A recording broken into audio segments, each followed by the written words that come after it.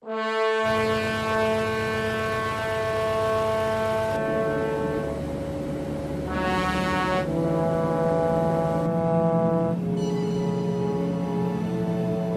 qué la gente cree en vos?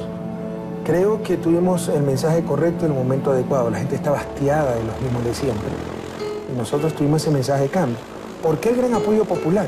Porque sabe que somos auténticos y sabe que no buscamos nada para nosotros. A mí no me interesa.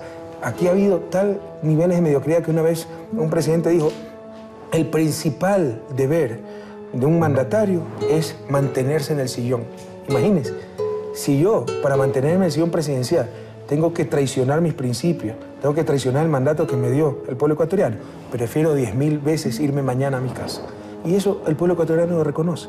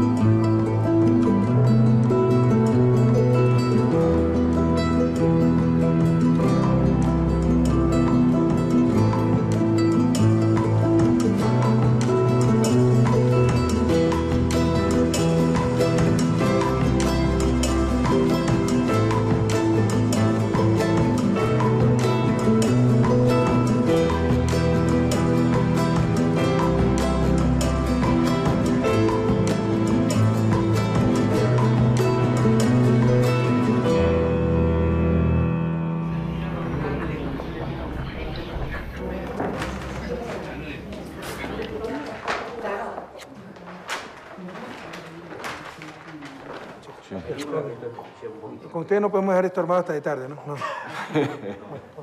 ¿Quieres armarlo? Esta es la sala del no trabajo. Aquí solo uno viene de protocolo, así que no hay problema. No, me dijeron que la sala de trabajo es una sala con los adelantos más importantes de la tecnología. Y vamos a contratar un sistema satelital para poder controlar las obras públicas en tiempo real. ¿Sí? Si no, no avanza, olvídate. Bueno, estuvimos, no sé si recordás, hace poco en la reunión de presidentes de Sudamérica. Y uno cuando miraba la mesa, veía que ahora tenemos en América Latina un conjunto de presidentes que no son tradicionales. Tener un presidente campesino, un presidente obrero metalúrgico, un presidente obispo, que ya es como una... Pero eso me preocupa, creo que América Latina está retrocediendo a sus épocas más conservadoras, porque ahora tenemos militares y curas en el poder, como siempre, no hemos avanzado después de 5 siglos. Pero entre estas cuestiones militares atípicos y curas atípicos... Y esa es la diferencia. Y te acuerdas que en una época eran todos abogados o eran todos militares. Ahí había 2 médicos, por ejemplo, lo cual no es poco. Pero también entre los no tradicionales... ¿Cuáles son médicos? ¿Tabaré y qué más? Tabaré y Bachelet. Ah, claro, pues Michelle, claro. 2 mujeres presidentas. Sí. Bueno, con historias muy diversas y realmente hasta que se traten de compañeros, sí, hermanos... Un líder sindical en Brasil, un líder cocalero e indígena en Bolivia, un militar atípico, un obispo, y hasta un economista en Ecuador, ¿qué es eso? Primer economista en la historia del país. Sí, y lo poco tradicional es no solo que vengas del mundo académico, te lo dice alguien que también viene del mundo académico, sino también vengas de una familia modesta, digamos. uno imagina otras épocas de América Latina con militares o abogados, o uno imagina presidentes que hacen una carrera política en un partido político. Vos no lo hiciste. ¿Cómo es eso de llegar a la presidencia a través de otro camino? Yo sabía que tarde o temprano iba a ser algo. Entonces y además que siempre desde la sociedad civil activé, o sea, quería hacer presencia en la vida del país, ya sea como académico, con mis escritos, o en un momento dado con la resistencia civil, como pasó contra el gobierno de Gutiérrez, con los forajidos. Yo estuve en las calles, estuve a 100 metros del Palacio de Gobierno, nos llenaron de gases lacrimógenos, a pocos metros míos cayó el periodista García, que falleció. Pero eso implicó un alejamiento de esas, si tú quieres, corrientes de poder, y como que si estuve al lado de ese camino. Mira, yo siempre tuve inclinación hacia la política. Desde el colegio siempre era presidente de curso, presidente de los estudiantes, en la universidad. Incluso en la universidad fui presidente de todas las universidades particulares del Ecuador. Y se vislumbraba una meteórica carrera política. Cuando estaba acabando la universidad tuve muchas propuestas ya para participar como legislador o a gobiernos seccionales, pero yo sí veía la mediocridad de nuestra clase política y dije, tengo que prepararme primero.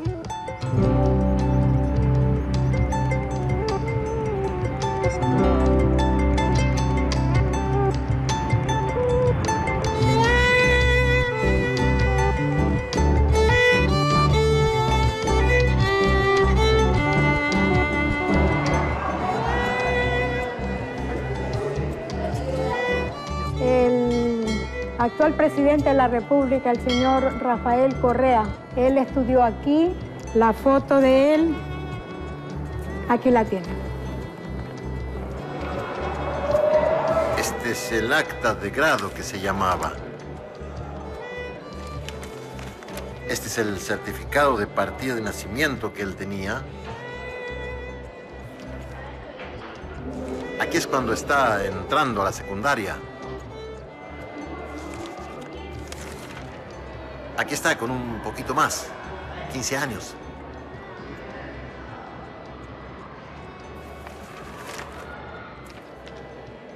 Ya está en el penúltimo año de la secundaria cuando él comienza a involucrarse en aspectos de servicio a la comunidad. Hay ciertas materias que las descuida un poco. Yo he podido comprobar que a partir del cuarto año, por consiguiente, cuando el jovencito estaba en los 15 años hasta los 17 y medio, 18, él comienza a distinguir, digamos, a menguar en calificaciones. Pero es que era obvio, estaba ocupando más tiempo en aspectos de carácter social, se vinculó con aspectos de servicio a la comunidad, en retiros, igualmente en Boy Scouts, y todo ese tipo de actividad que conlleva otros tiempos. Trabajaba con 171 grados bajo cero. Yo a Rafael lo recuerdo desde pequeño. Recuerdo que él usaba el uniforme azul, usaba unos lentes grandes.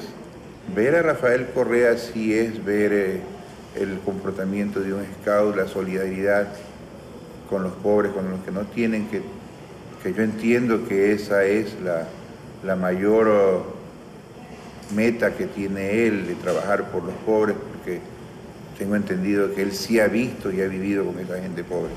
Es una de las pocas personas a las cuales la presidencia de la República no lo ha cambiado.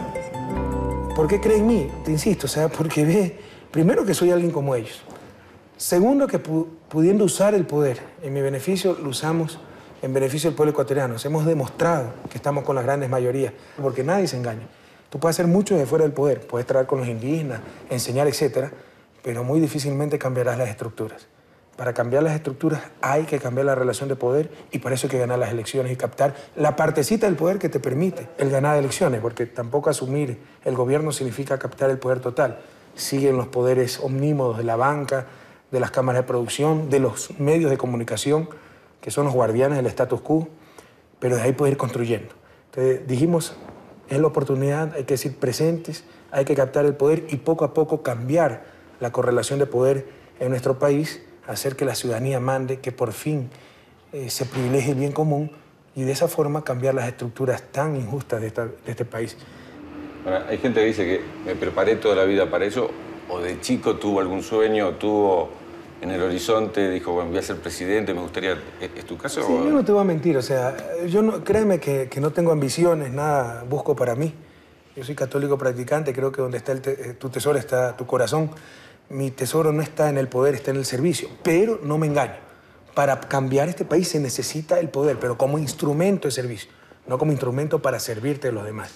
Y de chiquito yo soñaba ser presidente de la República. Pregúntale a mi madre que se reía a los 7, 8 años, mami, yo voy a ser presidente de la República, ¿no?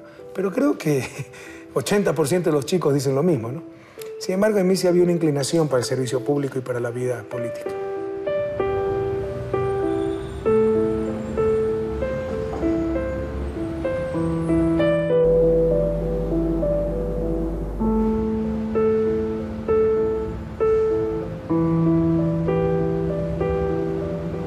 Aquí vivió Correa en esta humilde casa.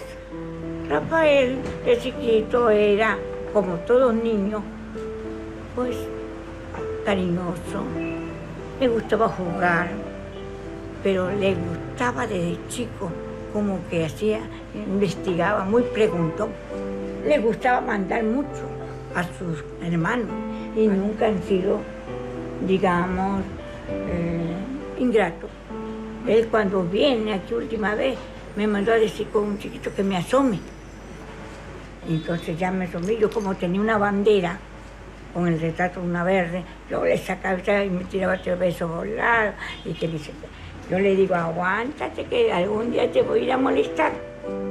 Algún día voy, le digo.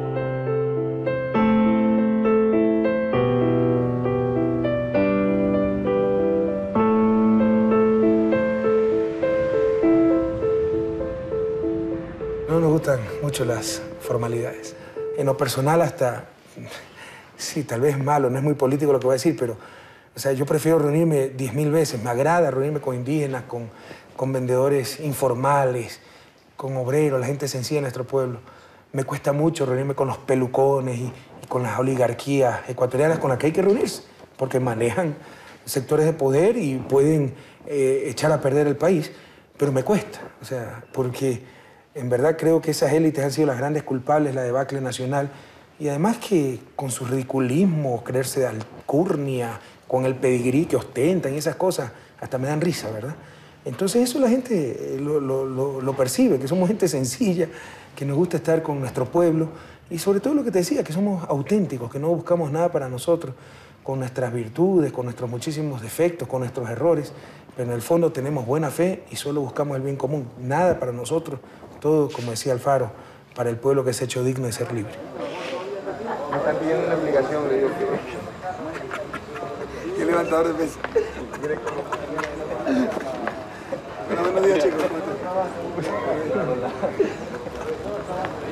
Digo que no se preocupe, que es una excepción. Una excepción. 20, vamos. 20. Vamos.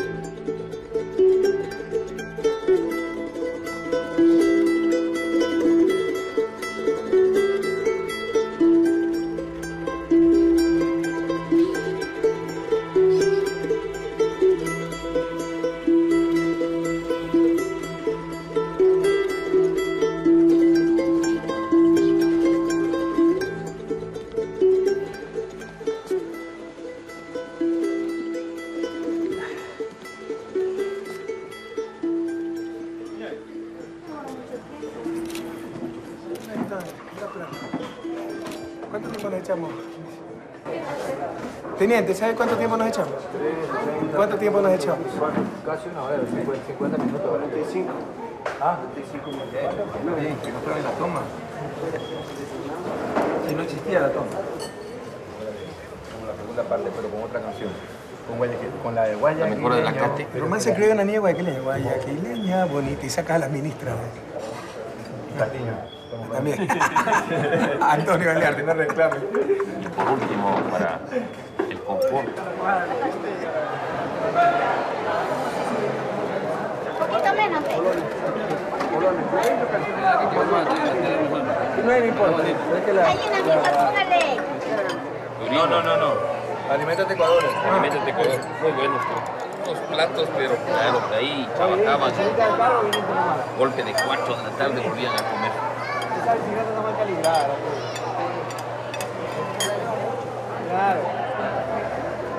¿Tienes ahí, Gracias, señora. Para un acto de hidrógeno. Rafael. Ya está todo, ¿no? Ya está todo.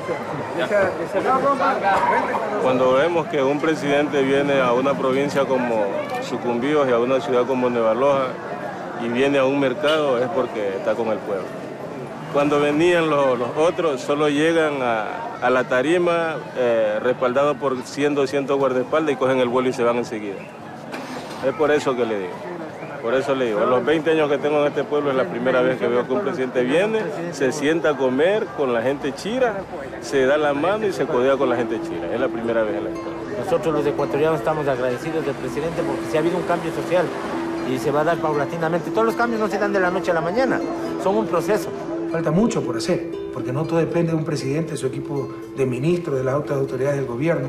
Hay una burocracia anquilosada que no tiene sentido de la urgencia, hay estructuras caducas, leyes que están hechas para que no hagas nada, pero poco a poco vamos superando esos obstáculos. Y sí te puedo decir que somos un gobierno, al menos para los parámetros de gobiernos ecuatorianos, altamente eficientes, y cuando logremos cambiar esas estructuras, cuando tengamos nueva constitución, nuevas leyes, etc., podemos ser muchísimo más eficientes aún. Y tuviste una característica bien particular, que tuviste como dos momentos distintos de asunción como presidente. Uno compartiendo con Evo y con Chávez un acto de contenido de los pueblos originarios y después la asunción formal. Proviniendo, como tenés una formación católica muy fuerte, digo, el primero de los actos, ¿qué simbolizó ese entrecruzamiento entre tu formación y ese homenaje que te brindaban los pueblos originarios? Como te insisto, o sea, nos gusta estar mucho con nuestra gente. Y para mí ese fue la primera investidura y tal vez la definitiva. Nuestra gente dándonos el poder, nuestra gente dándonos el gobierno, nuestra gente dándome la asunción al mando, ¿no? Y lo organizó eso la prefectura de Cotopaxi, donde yo viví, Zumbagua, que el prefecto es indígena y fue mi alumno en Zumbagua. Entonces estaba lleno de indígenas de todas las partes del país, pero también montubios, afroecuatorianos y ciudadanos comunes y corrientes. Entonces para mí fue un acto de profunda trascendencia. Ellos invitaron a Evo y a Hugo y con todo gusto aceptaron participar. Entonces ellos escogieron quiénes iban, ellos organizaron toda la ceremonia.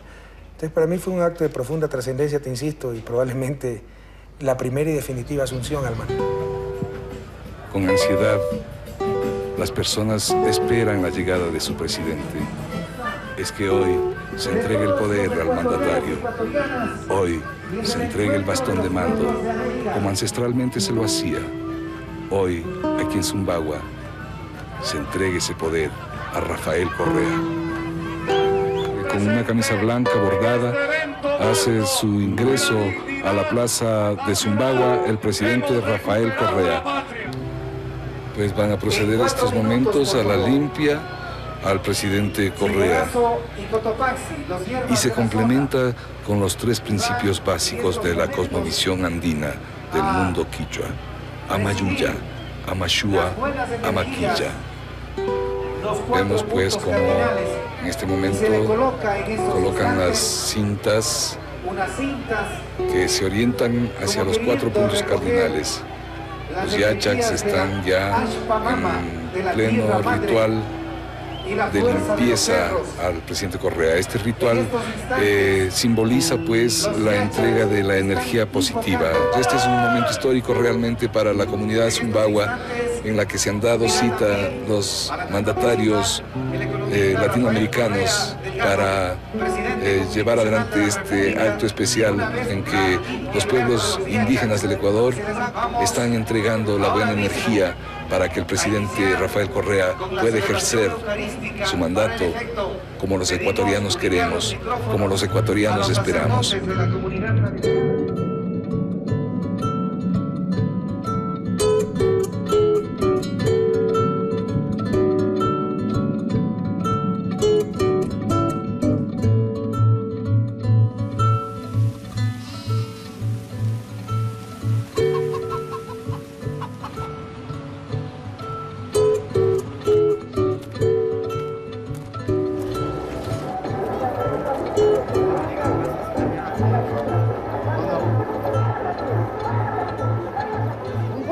presidente Correa está haciendo bien para la gente pobre. La política era solamente de la gente rica, de la gente millonaria. Más antes no había gente como sentía por la gente pobre verdaderamente. Y los millonarios así le quieren tumbar, le quieren aplastar como siempre lo han venido haciendo. Como son dueños del poder, ellos hacen lo que ellos tienen la gana. Entonces Correa no puede tampoco hacer nada. Si ellos quieren con esto afectarle a Correa para que la gente vuelvan y digan el presidente está subiendo las cosas, entonces ¿qué hacen? La gente va contra el presidente. Eso quieren hacer los mismos de siempre, los ricos.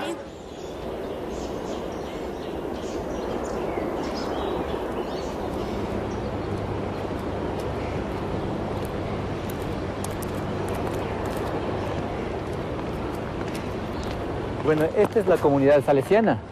Aquí vivía el compañero presidente de la República, porque en esa temporada era compañero, vivíamos, caminábamos juntos, con los educadores nos daba clase, entonces esto fue la casa que él vivió, pero ahora ya está pintado, ya está un poco modernizado, también el patio era de tierra, entonces él vivía con los padres salesianos de Sumbawa. Es una persona muy inteligente, escucha a la gente y creo que todo cambio necesita intranquilidad a la gente, nos incomoda. Espero que estos cambios que él está proponiendo, y estoy seguro que va a ser en beneficio. Estos cambios no va a dar de un año a 2 días, digamos 2 años, 3 años, sino ni en el periodo de él. Los cambios veremos después del periodo de él. Entonces, pero el fruto del trabajo está haciendo y esperemos que haga, pensando en la población pobre, ¿no? No solamente los indígenas somos pobres, también hay pobres mestizos también. Ese fue el principal desafío, hemos avanzado muchísimo en eso. Pero todavía falta avanzar. Este fue un país que se despojó, destruyó su soberanía. Aquí mandaban más los burócratas del Fondo Monetario Internacional que nuestra gente. No te imaginas a qué grado de entreguismo llegamos. La autonomía del Banco Central, autónomos con respecto a nosotros, pero totalmente dependientes de Washington, a tal punto que el Fondo Monetario tenía su oficina en el Banco Central del Ecuador. Si hubiera pedido una oficina, como ministro de Economía, probablemente me cobraban arriendo. Bueno, le daban la oficina sin cobrarle nada. Es decir, eran los mandamás en este país. Entonces fue recuperar esa soberanía. Y recuperando la soberanía podemos ser dueños de nuestro destino y ahí sí podemos atender a los más pobres, acabar con la inequidad, etc. Entonces en eso hemos avanzado mucho y por supuesto, concomitantemente, tenemos que luchar por el cambio de ese sistema económico que tiene mucho que ver también con la recuperación de la soberanía y por una mucho mayor justicia social. América Latina no es el continente más pobre, es seguramente el más desigual. Y esto uno lo ve acá en Ecuador. ¿Qué es una política económica o son políticas sociales? Mira, no se puede entender, una buena política económica no se puede entender sin una buena política social y viceversa. El economista que solo te hace números, ¿por qué crees que ha fracasado rotundamente las políticas públicas en América Latina y las políticas económicas en las últimas décadas? Porque ha estado en manos de tecnócratas que solo entienden de números y ni eso lo hacen bien. Se elevó a ciertos economistas ortodoxos al grado de sumo sacerdote y sin que tengan la visión integral. Esto tiene que estar en manos de políticos con esa visión integral. La economía es una partecita. No se puede entender una buena política económica sin una buena política social. Entre otras cosas, por ejemplo, en el siglo XXI ya los factores de producción no es que son el que tiene más trabajo, el que tiene más recursos naturales, el que tiene más capital es el que más se desarrolla y crece, ¿no? Eso fue en el siglo XIX tal vez. Hoy es el que tiene más talento humano, el que tiene más cohesión social para tener un proyecto común, un proyecto nacional donde todos empujemos en el mismo sentido. Entonces te insisto, no se puede entender esa política económica sin una buena política social que dé esa cohesión social, que nos haga sentir a todos partícipes de ese progreso y de los beneficios de esa política económica, si no, esas políticas económicas son insostenibles en el mediano y largo plazo. Así de sencillo. Endureceremos leyes que impidan la corrupción, como la ley de enriquecimiento ilícito, y se las extenderá al sector privado, que también deberá justificar de dónde proviene su riqueza. Para esa lucha contra la corrupción hemos buscado y seguimos buscando los mejores hombres y mujeres que con manos limpias, mentes lúcidas y corazones ardientes por la patria dirijan las diferentes instituciones del Estado. Por lo que jamás olvidaremos los crímenes de los banqueros corruptos que nos quebraron.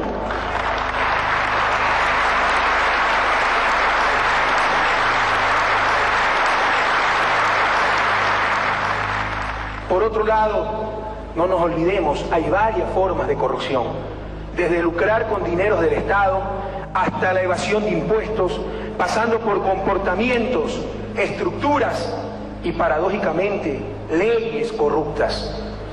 ¿Acaso no es corrupción la existencia de bancos centrales completamente autónomos, cuya opulencia es un insulto a la pobreza de nuestra gente y que además no responden a controles democráticos, pero sí a burocracias internacionales? ¿Acaso no fue corrupción la ley de garantía de depósitos impuesta por el poder político de los banqueros, que obligó al Estado a garantizar el 100% de los depósitos bancarios sin límites de monto días antes de la quiebra generalizada de los bancos?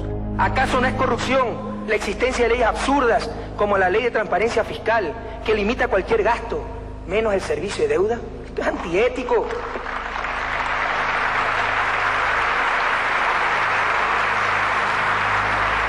Sepan ustedes, compañeros presidentes, que si yo quiero reformar la educación, y cualquier reforma a la educación en este país empieza por pagarle más decentemente a los maestros, estoy rompiendo la ley.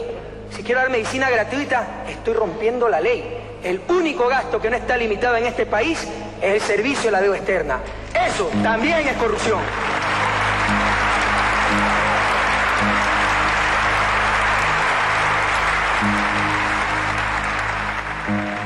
Por ejemplo, en el 99, aquí nos quebraron los banqueros. Eso es indudable. O sea, la mayor crisis de la historia la produjo la banca. Bueno, la gente estaba atacada de esos banqueros pillos. Viene Lucio Gutiérrez con un discurso de izquierda, apoyado por los indígenas, gana las elecciones, y con amplia mayoría, y lo primero que hace es poner de ministro de Economía a uno de los banqueros más compicos de este país. Entonces, eso era recurrente, la traición. Entonces, imagínate, se vota por una opción supuestamente izquierda y nos aplican el programa de un candidato que sacó menos del 2% de los votos. Y eso ha sido recurrente en la historia ecuatoriana. Entonces, por primera vez, tal vez en los últimos 30 años de democracia, probablemente con la excepción de Jaime Roldós, gana un proyecto político donde un candidato dijo lo que iba a hacer, por eso votó el pueblo ecuatoriano y está haciendo exactamente lo que dijo. Es cierto que ha habido mucho discurso y me ha pasado, me ha tocado contactar gente que la coincidíamos totalmente con ideas y ya en el momento donde queman las papas, ¿no? Donde las papas queman, como decimos en Ecuador, han sido una total decepción porque falta de pragmatismo, de ejecutividad, etc. Pero nosotros somos muy claros en nuestros principios, pero también muy pragmáticos y muy objetivos. Y no hay contradicción en eso. Tú puedes ser un gran idealista, pero con los pies bien puestos sobre las tierras. Y nosotros tenemos los pies bien puestos sobre esta tierra. Y creo que hemos mejorado mucho en índice de eficiencia. Te puedo decir, por ejemplo, probablemente llegaremos este año al 80% de la ejecución del presupuesto en inversiones del gobierno central. Años anteriores se llegaba al 30%. O sea, esos son los grandes cambios que están pasando en el país. Entonces, no hay contradicción en eso. Y como tú has dicho, somos obsesivos con la eficiencia, con la seriedad, si se dice algo hay que cumplirlo. Para eso hemos diseñado importantes sistemas de control de gestión, de información, etc. Falta mucho por hacer.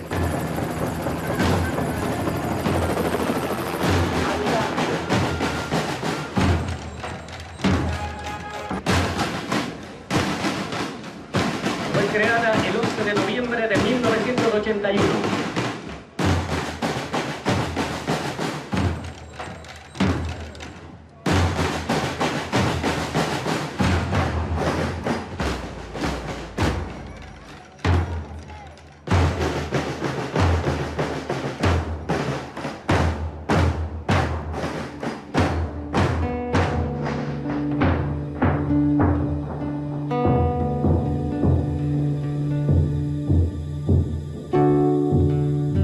Nos recibió con inmenso cariño el Lago Agrio, muchísimas gracias. Luego presenciamos el desfile, muy bien organizados, demoró 1 hora exacta, porque hay desfiles que, Dios mío, que duran 5 o 6 horas. Pobres chicos, no todo ese tiempo parado, no hay derecho.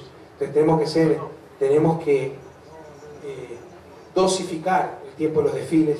También se le ha dicho a los directores de educación que las banderas, como hay que ponerse de pie por respeto a las banderas, que las banderas pasen, de todos los colegios participantes pasen un bloque al inicio y se para una sola vez para saludar a la bandera. No que pasan con cada colegio, uno tiene que pararse 30 veces. Que ya no haya bandas de guerra. ¿Qué sentido tiene que haya bandas de guerra en colegio? Que haya bandas de paz, bandas de alegría, que en vez de tocar himnos marciales, toquen música nacional, toquen música juvenil, toquen música alegre, compañeros. Cambiemos todos esos códigos. que no le hagan gastar centenas de dólares a los padres de familia para las botas, las boinas, las charreteras, y que mientras más se parecen a las Fuerzas Armadas, mejor. ¿Qué es eso? Eso es totalmente antipedagógico. Ya se ha dado la orden, así que ayuden a los madres de familia. Y también, con todo respeto, estamos hablando de conceptos, no de personas. También el asunto de las reinas. Yo sé que primero me doy el gobierno antes de cambiar la costumbre del pueblo ecuatoriano a ser reina para todo, ¿no? Reina de la tercera edad, bombillito de Navidad, las chicas de 5 años. ¿Pero qué sentido tiene poner a competir desde los 5 años a nuestras niñitas para ver cuál es más bonita? ¿Qué sentido tiene eso? Y las mujeres son calificadas en traje de baño. ¡Qué barbaridad! ¿Qué es eso? ¿Qué es eso, por favor? Y la que gana nuevamente trabajaré por los pobres, por la paz mundial, por las inequidades. ¿Qué sentido tiene eso? Si quiere trabajar por los pobres, no tiene que salir en bikini para que la califiquen. Váyase a una misión, váyase a una fundación, váyase a los barrios marginales de su país, etc. Erradiquemos eso, compañeros. Se lo digo con todo cariño, no tiene ningún sentido, es antiformativo. Se transmite antivalores. Yo sé que no lo va a poder cambiar, está muy arraigado en los barrios, en fundaciones. Bueno, ¿qué le vamos a hacer? Pero en nuestro sistema educativo es nuestra responsabilidad, ¿verdad? Entonces, esos son los grandes cambios también que necesita el país. Este es el cambio cultural, es lo más difícil para el desarrollo. Yo sé que muchos de ustedes no me entienden y muchos de ustedes tergiversarán, la gente de mala fe, politiqueros de siempre tergiversarán mis palabras, pero tengo que decir, este cambio cultural es fundamental también para el desarrollo. ¿Cuál es el modelo de Estado para Ecuador que imaginamos? Y que lo hemos pensado y lo hemos cambiado, ese modelo de Estado. Un modelo de Estado, donde te insisto, que ese Estado verdaderamente represente la acción colectiva de la sociedad. Ahora representaba la acción de los grupos que lo dominaban y la acción de los grupos que lo formaban, porque aquí la burocracia también tiene su propia agenda, gran parte de esa burocracia. Entonces, ahí hemos dado también importantes pasos. El cambio definitivo se va a dar a través de la Constitución, pero un Estado mucho más eficaz, con adecuados sistemas de control, pero adecuados sistemas de ejecución, con empresas públicas vinculadas a un Plan Nacional de Desarrollo. Antes ni siquiera teníamos Plan Nacional de Desarrollo, y con eso poco a poco vamos superando duplicidad de funciones, superposición, etc. Hemos avanzado muchísimo en ese sentido. Estamos mejorando muchísimo la eficacia. ¿Imaginás un Estado más poderoso, un Estado que tiene mayor estructura, más participación en los sectores? Yo diría más que poderoso o no poderoso, un Estado mucho más eficaz para alcanzar los objetivos socialmente deseables.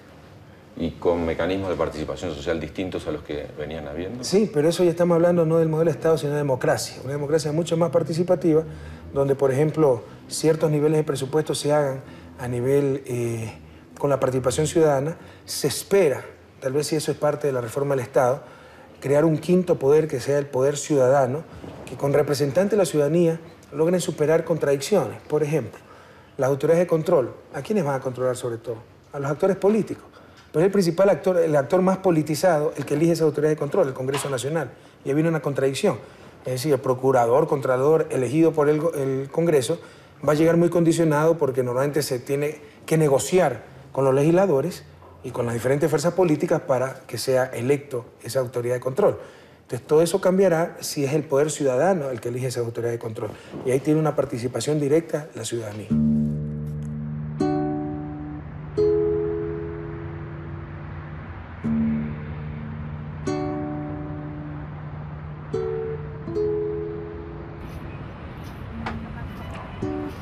Aquí la política es que siempre va el dinero para los de arriba y el trabajo es para los de abajo. Siempre, por más que los gobiernos, por ejemplo, tengan buenas intenciones de hacer algo por el pueblo, no pueden porque siempre la oligarquía les oprimen. No.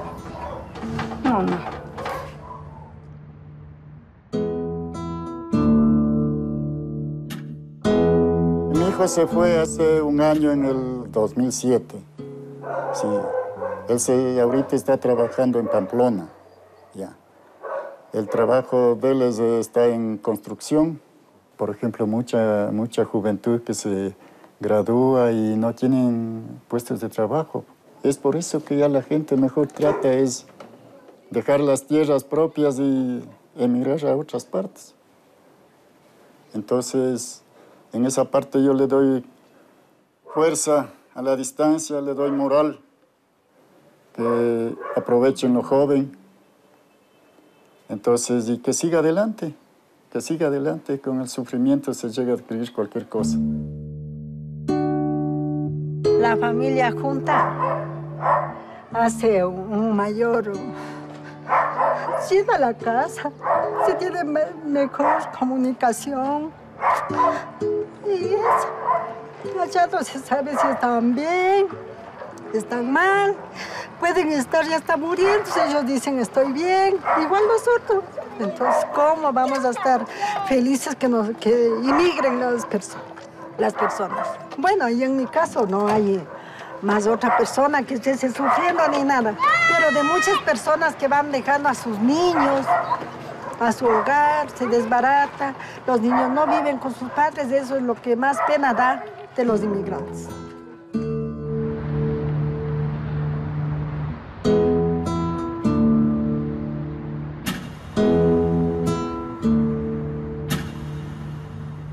Vos hablaste en varios discursos, no de una época de cambio en América Latina, sino un cambio de época. Así es. ¿Cuál es la esencia del cambio de época? Pero tú viste en los 90 cómo el desastre que fue América Latina por la aplicación de las políticas del consenso de Washington, y para que tú veas el grado de decadencia al que llegó América Latina, seguimos las políticas del consenso de Washington, consenso donde ni siquiera participamos. ¿Esto era consenso de quién? De los grupos de poder, de los grupos dueños del mundo. Ahí participó la Secretaría de Estado norteamericana, Fondo Monetario, Banco Mundial, BID, pero era consenso y apoyamos el consenso. ¿Consenso de quién? Aunque sea con el estructuralismo y la escuela cepalista, era algo creado por nosotros mismos o enriquecido por nosotros mismos, porque la idea originaria datan del siglo XIX, industria infantil, etc. Pero era algo nuestro, aunque sea teníamos pensamiento propio, hasta eso perdió América Latina en la larga y triste noche neoliberal. Y concomitante con ello, ¿cuánto payaso llegó a América Latina, en la propia Argentina? Pues Carlitos Menem, que viajaba con su peluquero, ¿verdad? El Collor de Mello en Brasil, Fujimori en Perú, el gordito Endara en Panamá. O sea, ¿te imaginas el nivel de postración, incluso a nivel de liderazgo en el que cayó América Latina? ¿Y qué vemos en el siglo XXI? Que todos esos gobiernos entreguistas, títeres, se derrumban como castillo de naipes y llegan gobiernos progresistas con una visión histórica, buscadores de la integración latinoamericana y sobre todo con un gran capital político, altamente populares. ¿Por qué? Porque los pueblos latinoamericanos reconocen en ellos autenticidad, que realmente están con las causas populares, que ya no son los traidores de siempre. Ahora, Ese es el cambio de época. Sí, pero muchos dicen que eso depende de la nueva situación económica internacional que nos favorece por los commodities y el precio de las materias primas. Otros dicen que depende esto, o por lo menos está producido porque Estados Unidos mira para otro lado y descuidó su patio trasero. Están los que dicen que esto es parte del movimiento popular y de la maduración. ¿Cuál es tu? Yo creo que es un despertar de los pueblos latinoamericanos, pero por supuesto que ha habido factores contribuyentes a ese despertar. O sea, yo creo que Bush ha sido de los grandes electores en América Latina, ¿no? Su política exterior ha sido tan torpe que ha despertado una gran reacción que ha ayudado a los gobiernos progresistas para lograr este cambio de orientación en América Latina. Con respecto a qué es la buena racha económica por alto precio de los commodities, ese es el cuento de siempre cuando llegan gobiernos que no están con el status quo, ¿no? Tratar de deslegitimar sus victorias, su aceptación, etc. Pero mira, Hugo Chávez está en el 98 con una gran aceptación popular y en el 98 el precio del petróleo a inicio del 2000, ¿a cuánto estuvo? No está ahí la respuesta. La respuesta está en un despertar de los pueblos latinoamericanos que finalmente empiezan a ser dueños de sus destinos y que finalmente se sienten representados por gobiernos que realmente están con el bien común y no pensando en Washington, en el puestito después, no hablando en español y pensando en inglés.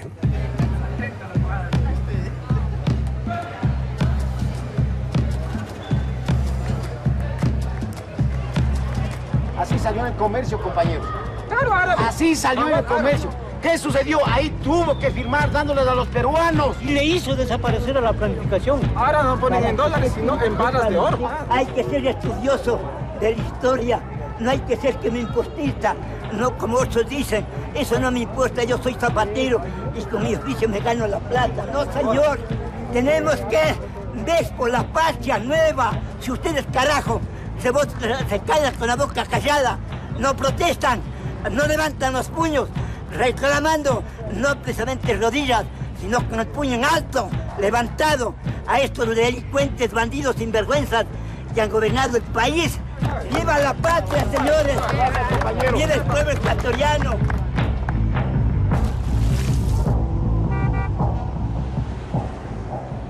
Ecuador de alguna forma ha estado bastante, bueno, no solo Ecuador, todos los países han estado desvinculados entre sí, pero Ecuador ha estado bastante desvinculado de América del Sur, ¿no? Ahora, si algo está cambiando, es justamente que está mucho más volcado hacia América del Sur. Siempre fue un país muy volcado hacia Estados Unidos. O sea, y eso se ve no solo en las relaciones políticas, de lo que significaban las relaciones políticas, sino se ve, como hablábamos en algún momento, en las relaciones culturales, o sea, en la forma de ser de la gente, de los jóvenes. Entonces eso está cambiando. Está cambiando por el tipo de gobierno que hay, está cambiando porque la región sí está hablando por lo menos de integración, si bien todavía algunas cosas son escaramuzas, otras son a pequeños comienzos, sí está, y eso le influye a Ecuador. Y el gobierno que tiene, obviamente, que va hacia esa integración. Hay una mirada hacia América del Sur como nunca había existido. Mira, el gran desafío es que esa integración dé frutos concretos y rápido, porque si no, pues se deslegitimará. Por eso mi preocupación con ese estatuto de UNASUR, donde está dominado por la burocracia. Yo creo que eso no va a ningún lado si no hacemos cambios profundos en ese estatuto. O sea, nos dejamos impresionar en fútbol, utilizando términos futbolísticos, anticipar por la burocracia, ¿no? Entonces, de nuevo se nos enquistó ahí la burocracia. Y si no somos eficaces en esa integración, para la retórica bajar hechos concretos, nuestros pueblos se pueden rebelar frente a esa integración, ¿no? Creo que esa integración debe enfrentar los problemas comunes y dar respuestas rápidas a esos problemas que incidan concreta, claramente, en la vida cotidiana de nuestra gente, que mejore ese nivel de bienestar, esa vida cotidiana, si no, fracasará la integración. Y esto del socialismo del siglo XXI, que está planteado en el discurso, en el debate, ¿cuál es la esencia del pensamiento? Bueno, una esencia muy clara. Aprendiendo de los errores del socialismo real. Así es, pero coincidiendo con ciertos aciertos. Por ejemplo, supremacía del trabajo humano sobre el capital. Una de las grandes víctimas de la larga y triste noche neoliberal fue el trabajo humano. Bajo eufemismo como flexibilización laboral, lo que se hizo fue romperles el alma a nuestros trabajadores. Aquí, cuando yo llegué al gobierno, se supone que el contrato por horas era diseñado para temporadas pico. Por ejemplo, una juguetería en época de Navidad te contrataba 3 semanas de 6 a 10 de la noche estudiantes universitarios. Esa era la filosofía del contrato por hora. Cuando yo llegué al gobierno, el reglamento que había hecho el gobierno de Lucio Gutiérrez para el contrato por hora decía que se podía tener hasta 75% de los empleados contratados por hora y de forma permanente. ¿Te imaginas eso? El trabajo humano no es un medio más de producción, es el fin mismo de la producción. No es que el trabajo humano debe estar en función de la necesidad de acumulación de capital. El capital y todos los demás factores de producción deben estar en función del trabajo humano y del ser humano. Una primera coincidencia. Segunda coincidencia, la búsqueda de esa justicia social, que debe ser un clamor impostergable en, como tú has mencionado, la región más inequitativa del mundo. Debe ser un eje transversal para todas las políticas públicas. ¿Qué hizo el neoliberalismo? En todas las políticas públicas exacerbaba esa desigualdad y lo pasaban como, bueno, la competencia, la ley del más fuerte, sálvese quien pueda. Absurdos que destrozaron, como te decía hace un momento, la cohesión social, que es una de las principales fuentes de ingobernabilidad en América Latina. Entonces, en todo eso coincidimos con los postulados del socialismo tradicional. ¿En qué nos diferenciamos? Que en el siglo XXI, pues, las armas son los votos y los ejércitos los ciudadanos. Entonces, el materialismo dialéctico, el cambio violento, la lucha de clases, etcétera, ya no puede ser más aceptado. Hoy el socialismo del siglo XXI está presentando nuevas concepciones de desarrollo. Por ejemplo, en nuestra concepción de desarrollo buscamos el buen vivir, el summa causa de nuestros pueblos ancestrales, que no es vivir cada día mejor que quién, que nuestros padres, que nuestros vecinos, sino vivir bien, en función de nuestros principios, nuestros valores. Entonces, también el socialismo del siglo XXI está ensayando nuevas nociones de desarrollo que se diferencian grandemente de lo que siempre presentó el socialismo clásico y obviamente el capitalismo.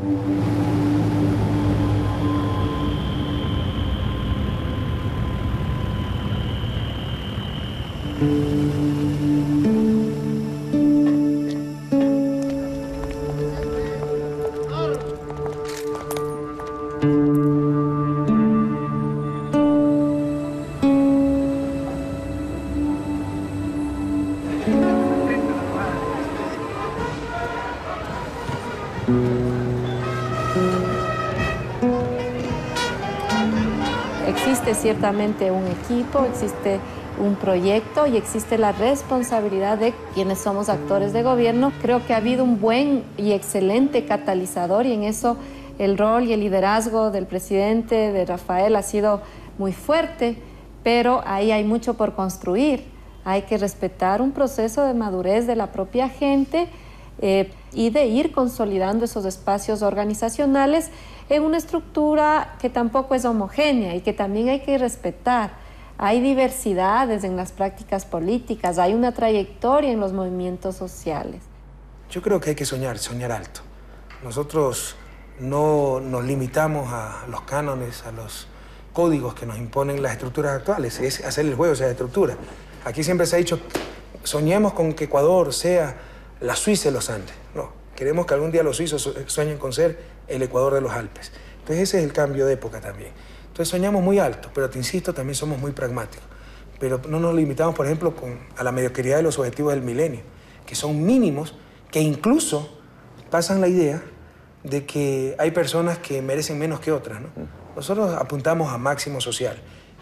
No queremos ser una sociedad opulenta. Nosotros no medimos el desarrollo por qué tan bien están los que siempre estuvieron bien, sino por qué tan bien están los que siempre estuvieron mal. Entonces nuestra prioridad fundamental, nuestra opción preferencial es disminuir la miseria y la pobreza en este país.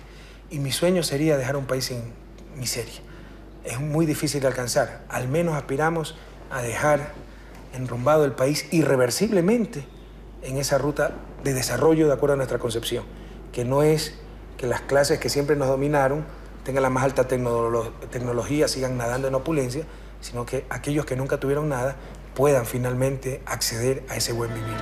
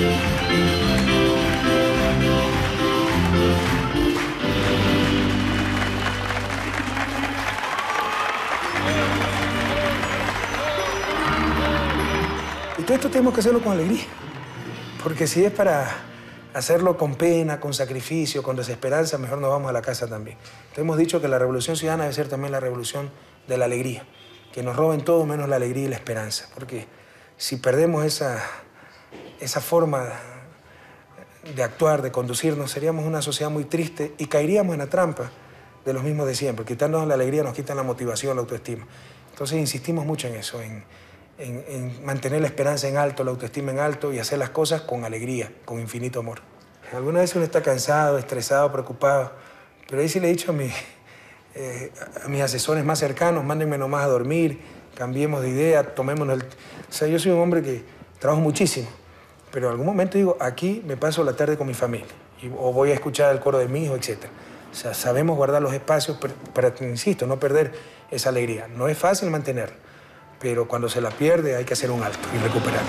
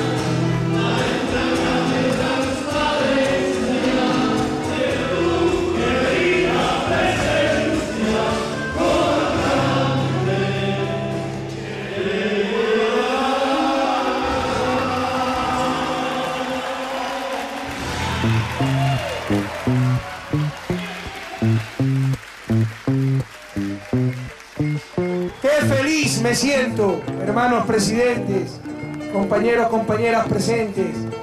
Qué feliz me siento. La historia cambió. No estamos hablando de reformitas, no estamos hablando de hacer menos mal lo mismo que se ha venido haciendo. Como lo dijimos en su momento, la patria vuelve, vuelve para todos, vuelve para los indígenas, vuelve para los migrantes, vuelve para los pobres, vuelve para los excluidos. Hoy los íconos de América Latina vuelven a ser los que siempre debieron ser. El más grande americano de la historia, Don Simón Bolívar, ese Eloy Alfaro, ese comandante Ernesto Che Guevara, ejemplo máximo de sacrificio, de entrega a los demás. Hoy vuelven los íconos que siempre debimos tener. Y como un milagro, se han derrumbado los gobiernos serviles, las democracias de plastilina, el modelo neoliberal. Y ha empezado a surgir esa América Latina altiva, digna, soberana, justa, socialista del siglo XXI, compañeros. Porque lo que vivimos no es una época de cambios, es un cambio de época. El servilismo, el entreguismo están siendo tirados, no por Evo, no por Hugo, no por Néstor Kirchner, no por Rafael Correa. Están siendo tirados por los pueblos de América Latina, donde siempre debieron estar, al basurero de la historia. No más servilismos, hagamos una verdadera revolución democrática, constitucional, pero revolución.